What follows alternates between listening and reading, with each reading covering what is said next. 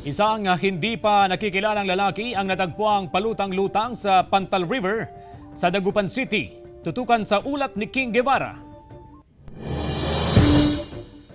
Laking gulat umano ng isang residente sa Barangay 1, Dagupan City nang makita niya ang isang bangkay na nagpalutang-lutang sa Pantal River kaninang umaga. Nasa 35 hanggang 40 ang edad na lalaki. Suot niya ang blue na shorts ngunit walang pangitaas na damit. Hindi umano residente sa barangay ang biktima dahil walang nakakakilala rito. Nakita nilang napalutang-lutang yung tao.